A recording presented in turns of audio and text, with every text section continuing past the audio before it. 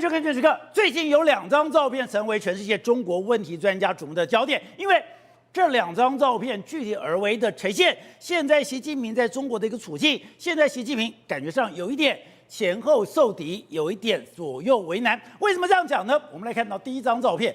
第一张照片，他跟莫迪2个人把手言欢。2个人把手言欢其实不奇怪，可是问题是这2个人已经很久没有这样的见面了，已经很久没有这样子2个人堆满笑容的拍照。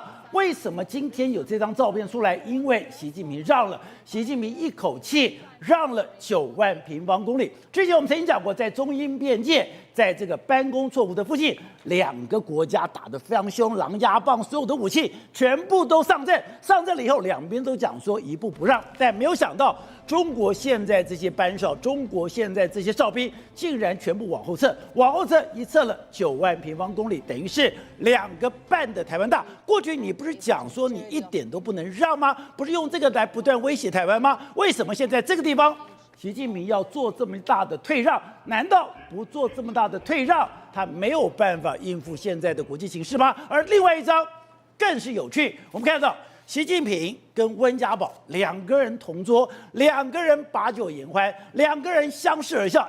这种画面已经多久没有见面了？我们看到了，习近平在前一段时间根本就把这些老贼一个一个的驱逐在外。在整个中国来讲，习近平一个人说了算。为什么他现在要把温家宝给抬出来？为什么在这个大桌上面，他旁边就坐着温家宝，而且2个人相视而笑，2个人把酒言欢？而这个到底要传递什么样的消息？现在一个说法是，习近平以前讲说狭路相逢勇者胜，他现在已经没有这样的底气了吗？难道习近平现在已经慢慢被削权了吗？而这个被削权的习近平，他不得不对他国内的政治势力做出有限度的退让吗？好，我们今天请到了来宾是台湾首位的财经专家黄世松，你好。大家好。好，这是美岛电子报董事长，大家好。好，第3位是资深媒体人张宇轩，大家好。好，第4位是战略专家李明辉，大家好。好，第5位是资深媒体人林一峰，大家好。好，第6位是气象专家郑德胜，大家晚安。好，是这2张照片我不看我还不知道，你跟我讲说这2张照片太有趣了。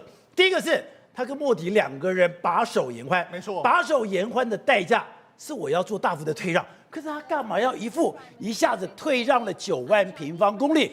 你不是中国的民族主义一点都不能让吗？更妙的是，他竟然跟温家宝把酒言欢。宝姐，你看这2张照片之后呢，我们得到一个结论：习近平现在呢已经被柔性政变了，柔性政变，他的大权目前为止已经没办法一把抓，也就是说他必须对内对外他都要退让。以前我们跟他讲的，习近平是不让的，是的，习近平是狭路相逢勇者胜的。对，在独木桥上面他是要横冲直撞的。对，可是这2张照片，对，都代表习近平开始让了。没错，我们现在看这张照片，这张照片是他跟莫迪2个人见面。你看2个把手言欢，宝杰上他们是已经时隔5年没有见面，而且他们从2020年开始，中印在边境打打杀杀，那么多人死亡之后，双方都说我们一寸土都不让。结果呢，现在达成一个协议，说他们2个为什么能见面呢？因为中国原本往前推进了9万公里，他们现在往后退了9万公里，退9万公里，回到2020年我们冲突之前的，我们就让给你了。所以看起来，所以以前在班公错湖，他们不是搞了很多的哨所吗？对，不是搞了很多的监视站吗？全拆了，所以你看，事实上习近平让了。好，再来有几个微妙的这个状况。宝杰，这照片是他们去参加克山这个高峰会的时候，你知道，普丁是这个主人，那普丁呢，他跟这个莫迪见面的时候，2个人拥抱在一起啊，就这张照片，对，拥抱在一起啊。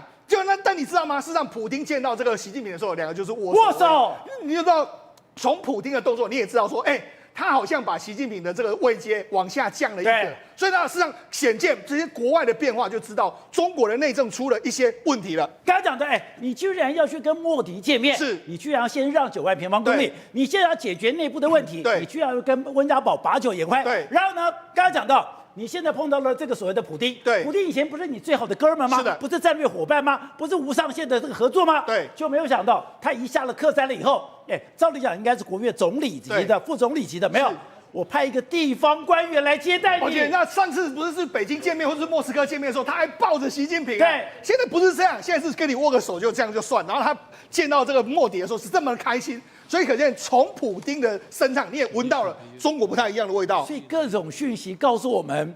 有事情正在发生。对，好，那除了这个之外，还有另外一张照片，就是他们国庆晚宴上面这一张照片，引起大家非常的轰动。为什么？因为事实上在国庆之前的时候，中国罕见救市。那救市的时候，人家觉得奇怪，这个习近平过去他都不做这种事，他不救市的啊，他认为说啊，这个就这样子啊。可是问题是，他重新救市是什么？是过去温家宝跟李克强他们那一套啊。对，就他重新这样做出来之后，结果国庆晚宴上面说，他旁边坐的人居然是温家宝，一边是温家宝，另外一边是李瑞环。那这两个人李瑞环，这两个人是什么？这两个是改革开放非常鲜明的标志。就他们两个坐在他旁边，但觉得奇怪，你怎么又变成这个样？难道你的经济大权也被温家宝削弱了吗？所以呢，事实上这些都是非常非常不寻常的这个讯号。而且你曾经讲过说，中国领导人所有的动作都是意在言外。对，意在言外里面，他最近居然跑哪里？跑到安徽去看了一个叫六尺巷，这还是全县重点文物保护单位哦。那我想说，六尺巷是不是了不起？因为六尺巷有一个典故。对。让他3尺又何妨？没错，他很意外去参观安徽这个景点，居然去参观那个六尺巷。这六尺巷是什么呢？当初的双方因为这个墙啊，要这个你要盖到我家的墙了，然后人家要写信说啊不要了，我们就让他3尺又何妨，就要礼让。这里面写的是礼让这2个字。他不是狭路相逢勇者胜吗？对，他不是硬干到底吗？以前的习近平不会去看这种地方。对啊，但是问题是，他现在让他3尺又何妨？他现在居然会去参观这种地方，你显见他真的面临到非常大的压力。好，那我们就讲外界的压力来说，你看就是这张照片嘛，习近平跟莫迪见面来说，为什么这样？我们在看，事实上在当初的时候，他们曾经在2个地方打得非常厉害，一个是在这个地方，另外是在办公错误这个地方，2个地方打得非常厉害。我们给大家看这2张图，就是在这个时候，你看这个我们画到的点都是之前发生过非常多冲突的地方，办公错误啦，还有很多地方都完全都有冲突。冲突的时候，你看当时打。从2020年、2022年、2001年、2021年，每一年都有打成这样，这么多地方打这么多地方打的时候，你看，我们上次讲他们用狼牙棒，对，把这个所谓的铁棒里面上面焊铁钉，对，甚至把这个铁丝绑在上面，用杖打架，对，大家就用那种非常原始的方向那边打来打去，然后非常血腥的这个暴动，就这个动画片啊，没错，那要打了从2020年打到2022年都还没打完哦。打完的时候，因为中国就说，那我在前面呢，我就设非常多哨所，结果没想到，因为最近一段时间呢，他们就讲双方已经达成了这个友好协约。你看，从这个10月21号的时候，就说印度外长就说，我们双方已经达成这个巡逻的这个边界的这个协议。然后22号的时候，中国官方也说，的确已经达成相关的解决方案。然后这个解决方案是什么呢？保险是解决方案是中国退，中国往后退。那往后退的这个等于是原本占的这个地方呢，我们推进了9万公里了，现在完全都把它往后退。往后退9万公里是什么概念？2.5个台湾，2.5他们让回了2.5个台湾之后，那你看双方还真的就在你看。他们双方，这是中国跟印度双方在高山上面他们签约这边真假的？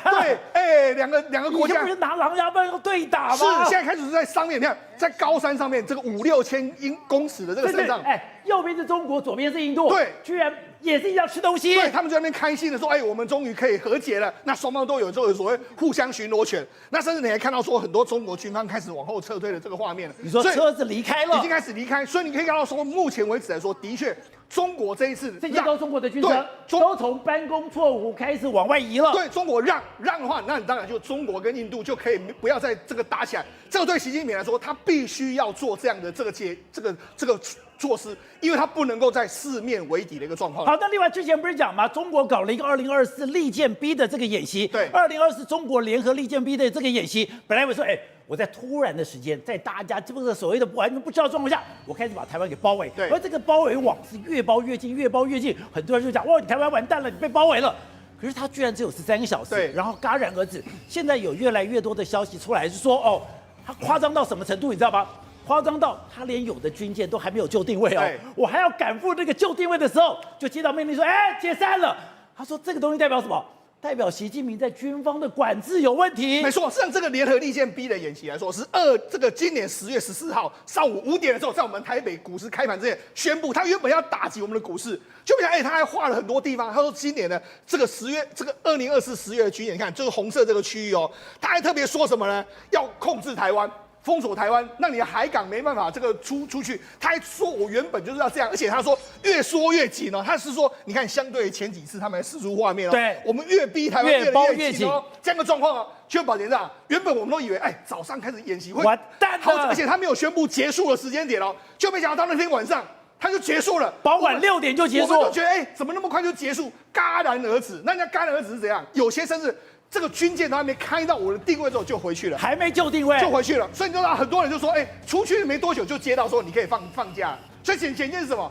这个联合利剑2024B 的演习来说，根本就是做给你看而已，根本就没有人要真的去军演的一个状况。所以你说这个动作代表习近平，你对于整个解放军的控制力被打上问号了。对，没错。我们事实上之前吧，习近平不是在清洗一堆人吗？什么李尚福全部都被他清洗掉。当时他就说有一个人可能完蛋了，那个叫张又侠。因为张又侠他过去了，他就是李尚福他们的老长官嘛。他李尚福都下马了，你应该完蛋啊！就没想到，宝杰道最近的张又侠不一样哦，越来越红了。他原本是军委会的副主席哦，他现在俨然是主席的样子啊！你知道为什么这样说吗？你看他今年呢，很多外界国家安全顾问、美国国家安全顾问来见他的时候，见张又侠；然后俄罗斯的国防部长来见的时候，也见张又侠。然后最特别是这样，10月17号的时候。这个习近平跟张又侠去试导一个这个导弹部队，对，那个试导这个有什么好奇怪？可是你知道，这个媒体这样报很有意思。你看，习近平视察火箭军某旅，张又侠等参加活动，这哪有张又侠露名字的机会？宝杰过去都是直接这样，习近平视察这样，对呀，习近平视察这样。没有什么张又侠，哪有你张又侠露脸的份？那好，那是哪个媒体刊的？是财新传媒。那财新传媒是什么？他们是对中国有非常多的这个内幕消息。他看出这样，那看出这样之后，照理说你要下架，没有啊，现在这个新闻还在，还在。所以可见怎样，这是真的，就是说张又侠的名字可以跟习近平互相并列。那除了这个之外，还有另外一个更特别的，那其实这个张又侠后来到这个越南去访问。那张又侠是这个军委会副主席啊，那你照理说的话，你就见国防部长啊，这种人就好。宝姐，结果没想到这样，这个越共是怎么招待他吗？越共总书记苏林、国家主席梁强，还有总理范明政分别会见张又侠。他们3个人都见了张又侠，所以可见什么？可见目前为止来说话，习近平在经济方面来说，可能被这个所谓开明派削权；另外在政治方面来说的话，他已经这个军权呢，张又侠或许取代他的部分。那因为内政他已经控制不住了，所以他只好对外妥协的一个局面。吴导，在今年10月14号的上午5点，在大家完全没有警觉的状况下，突然宣布2024所谓的联合利剑2024B，把台湾给吓死了。然后我跟你讲说，我开始包围，越包越紧，开始我把你封锁，甚至还传出一个台湾的天然气船竟然还进不了港，我连你的能源路线都要封锁。可是没想到上午5点宣布，下午6点说解散了。一解散更好笑是说，居然有的船都还没有就定位，就知道说，原地解散。你说这个东西非常耐人寻味，为什么他突然要解散？这个东西背后有什么样的压力？到底是你现在军委会主席，你现在对解放军罩不住了，还是外界的压力大到习近平已经不能再玩那个所谓的狭路相逢勇者胜了？第一个，这个中国利剑2024B 的对象。是要所谓的围台演习。对，围台演习它的惩罚的对象，它要展现给谁看？就是我们赖清德主席的演讲。所以导播我们看联合利剑，一把剑把毒可以砍掉。那如果你要把毒弄掉，你至少要对台独有点压力吧？对，但是这个突然间收掉这个事情呢，这个背后一定有原因嘛。然后背后原因，我现在跟你讲很简单，这个东西就是美方压力。美国要求的，你认为美国怎么要求他？怎么要求？打电话，打电话不是吗？有个用，打电话有用，打电话有用，每天打电话了嘛。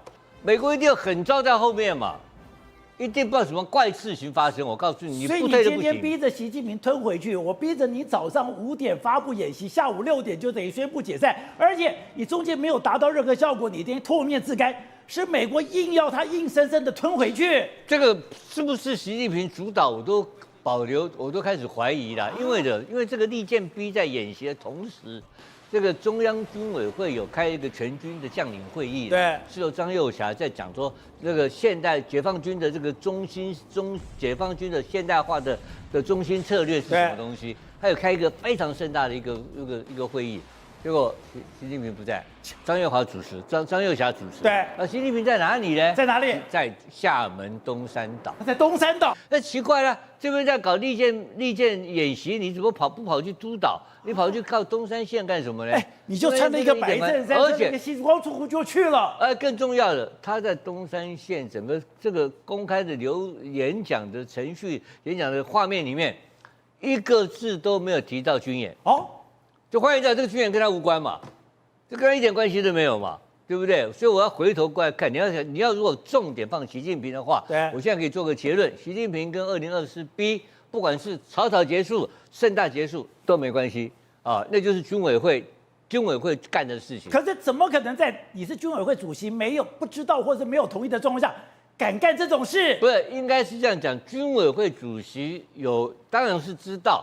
但这件事情的指挥权应该是在张又侠身上，而不在习近平身上。这个画面上，像我们可以做现有的画面，做这种解读。然后我要让台湾的我们的这个观众更了解，就是说，他这个草草结束的背后是什么东西？背后是什么？因为背后的东西就是美国告诉你一句话：如果你不结束，我就会怎么样做。这个一定是这种，就是 action 跟 reaction， 你了解我意思吗？美国威胁他，一定的。我这样讲很简单，因为这个事情太严重在哪里呢？因为当天有发生了北朝鲜，就金正恩去炮轰南韩的铁轨跟边境的这个铁路跟公路嘛。对。那这两个事情搞在一起，可能会出事情，可是韩国会被拖进来嘛？你看我们现在过来看这2天开始的日韩这个美日韩演习，搞几天？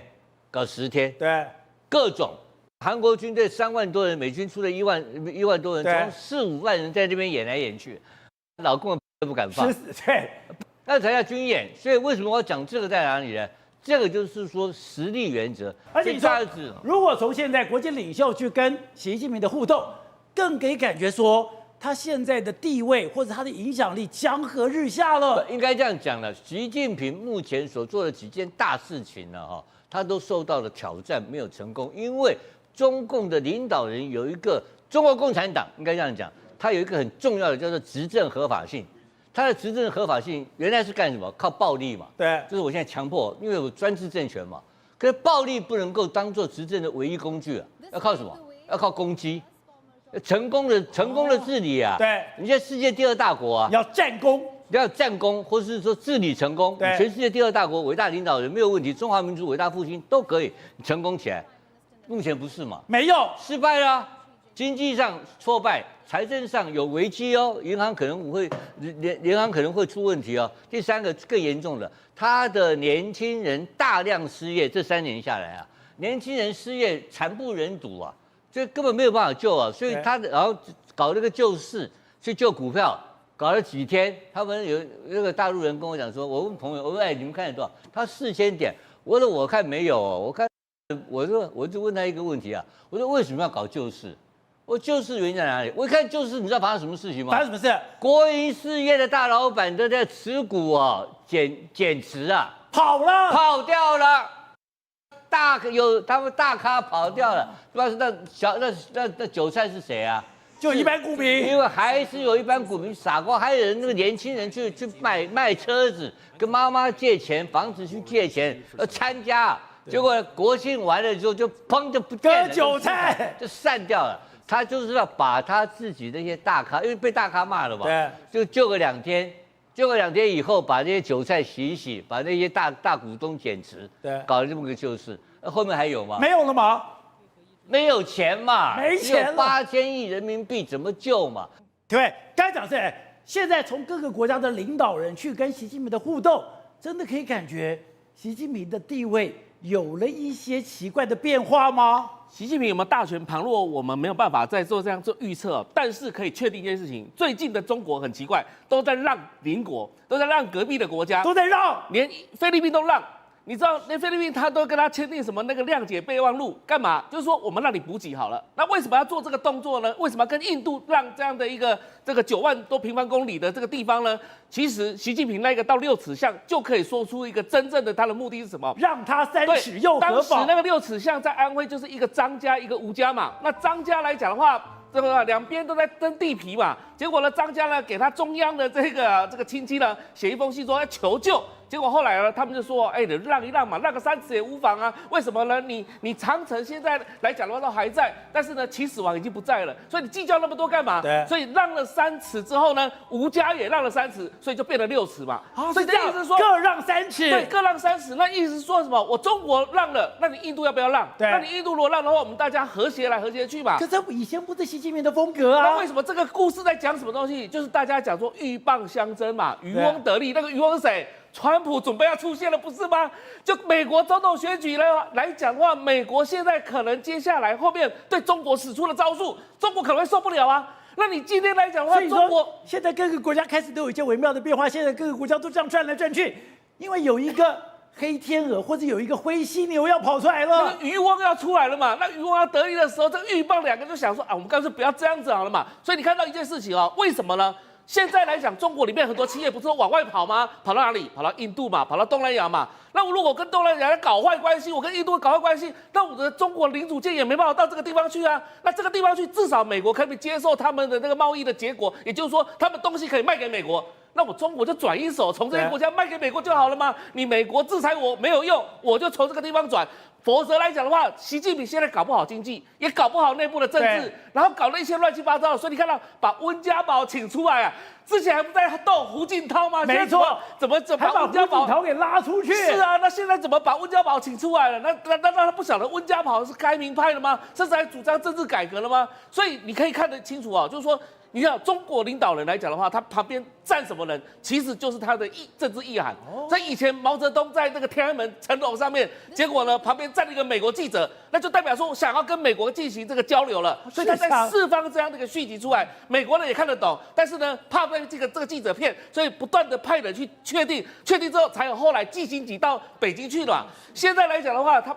温家宝这种和谐的画面，就告诉你说啊，我习近平也不会再采取这种强硬的做法，因为我真的不行了，因为我在政治上、经济上完全没有办法有所作为的时候，怎么办？我只好先让一步嘛，让一步来讲话，就像6尺像这样子，我让一步，那大家也让一步，你也不要逼宫了啊，我让给大家3尺，各让3尺，那至少来讲，我们大家能够活下去嘛，能够内政上活下去，在外交上我也活得下去。这时候呢，在面对美国的这种。可能未来川普会欺负习近平的情况之下呢，那以后好好谈嘛。好，所以吴总，你讲哦，现在国际上最大的一个变化、最大的一个变数就是，川普有可能当选了。也在过1-2个礼拜，川普如果当选美国总统，这个世界会有天下大变化。所以你看到了现在习近平的动作，你现在看到了普丁的动作，你现在看到伊朗的动作，你看到大家都为一件事情做准备，为了川普来临做准备。目前看起来是焦灼了，民调是焦灼了。可是啊，但当然就是现在啊，决定世界这7个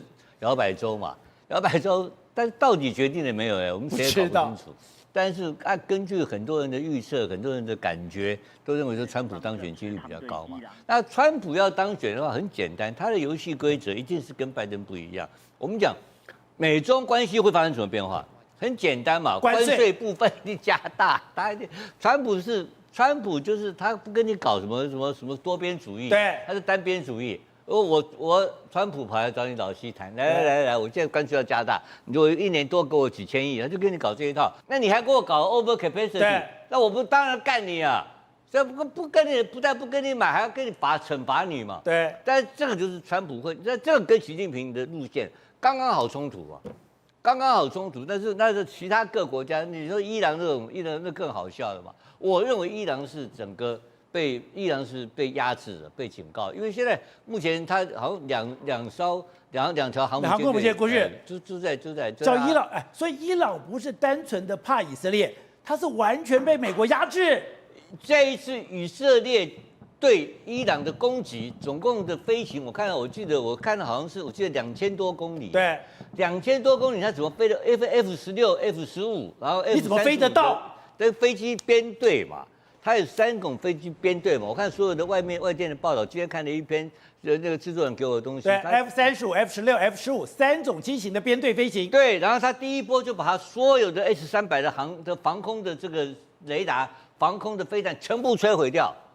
啊，干光了就炸你啊！这个跟伊拉克当年的战争不是一模一样吗？他们最近新跟俄罗斯买的，花了好几亿美金买了 H300，这一次被炸掉了嘛，所以它的防空基地也被炸了。对，它的防空的这个防空的飞弹、防空的雷达通通被炸掉，然后进去炸特定地点嘛。它的特定地点目前有透露一点出来，可是那个意思，你说我要讲说，他们和他的宗教领袖跟他的总理同时都发表声明。对这个事情，等于说有个默契，对，因为他是对10月1号的反击嘛，说如果你只炸我的军事基地的话，没有涉及到平民的话，我就认了，他们就认了。然后呢，目前统计大概军方只有损失4名士兵，那是不是真的不知道？但是问题是，这个事情是结束了吗？没有吗？我现在很简单嘛，川普还有10天嘛，你认为？你认为这个以色列还会再干？你认为纳坦雅胡要怎么干嘛？会再打一次？再打一次哦，还不知道，因为我看到一个更恐怖的，我今天看到一个整个川普的这个捐款名单啊，有一个女的啊，是一个富翁的遗孀啊，是个犹太人啊，她的老公就是金沙那个 casino 啊，那些赌场的大亨啊，她一个人捐给他多少钱，你知道吧？多少钱？她一个人捐给他1亿多美金，然后他是参与川普的选举工作。犹太，他就是标准的犹太复国主义者。对，那这些人在里面怎么会停呢？一定搞，所以我根本就担心在10天内，以色列会再攻击，他会再对伊朗发动攻击。那这个攻击是不是所谓的 October surprise， 就是说10月惊奇的一部分？因为如果他再打的话，就表示什么？表示你拜登没有用啊，对，你拜登挡不住他，对，他就是不甩你啊，你怎么办呢？我只听川普的，表示这个票对谁有利呢？对川普有利，对，所以他们一定有过这种精密的盘算在这个里面，所以纳坦雅胡会再干。好，所以玉凤刚才讲的这一次，以色列非常恐怖的是，他发动到100多架次的这个所谓的飞机，有 F-35，有 F-16，有 F-15，然后编队飞行，飞行了2000多公里。哎，在空中你要有加油吧？你要空中加油，你在哪里加油的？你怎么飞的？你怎么编队的？现在搞了半天，伊朗都不知道，伊朗都只知道有飞机来了，通过我的萨姆300，通过我的萨姆400，然后把我的飞弹工厂炸了，炸完以后，他们全部跑光了。对，这次来讲的话，可以用4个字来形容：神出鬼没。伊朗丢完人家200多名飞弹，知道说有一天以色列要来，没有想到以色列来的这么快那么急，而且呢神出鬼没。你知道吗？他们花了好几亿美金去买的这 S300，以为说我们的防空系统升级了，可是人家默默的来 F35过去之后，啪啪啪啪啪戳瞎你的双眼，后面 F15E 跟 F16就过来开始投弹了，对，精准打击，然后投完弹之后，砰砰砰砰砰，这些人就走了，完全没有任何的一个损伤。所以你说现在以色列来去如鬼魅一般，对，来无影去无踪。这一次来讲的话，除了显现出以色列的厉害，也让大家看到了伊朗怎么会这么的束手无策。你竟然没有任何的一个飞弹防空系统可以打击，你甚至是没有时间，你让你的战机来升空，因为什么呢？因为你不知道它什么时候来。当你发现的时候呢，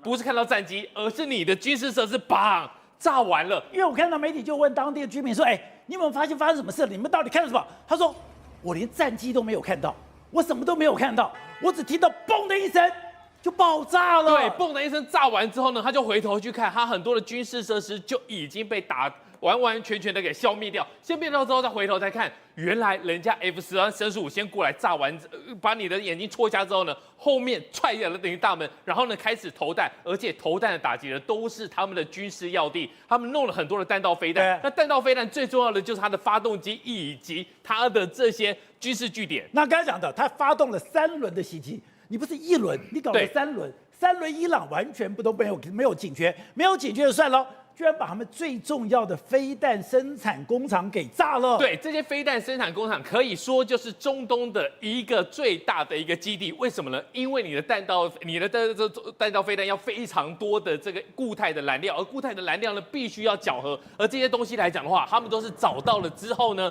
过去炸完之后，我们来看一下，你就是精准哦。这是过去你看哦，10月24的时候呢，这些它的 warehouse 还有它的建筑物都是相当精准的。然后呢，等到28号、26号打完之后呢，你看都被炸掉了，房屋一片，只剩下黑黑的。但是呢，特别的是你其他地方有没有受损？其他地方都没有受损，所以呢，它的战机过来的时候，你不但不知道，而且呢，它都可以精准的投射，就是把你这几个调和器这几个 warehouse 直接打击掉。它是藏在山谷之中，对，而且呢，这个地方是有特别的雷达，你就想想看，你根本不知道它什么来，然后呢，它可以像是这个捍卫战士一样低空飞行把你给打掉，打掉之后呢，它就离开了。离开之后呢，现在伊朗的态度告诉大家一件事情。不要低估这件事情，但也不要渲染这件事情。大家就想，不是这样子吧？你之前不是动不动就是升黑旗，动不动就是以牙还牙，以眼还眼。可是这次来讲的话，包括哈米尼他们每个说法都是相当的节制，让大家想到一件事情：你是不是真的被人家炸过一次之后呢，就发现说，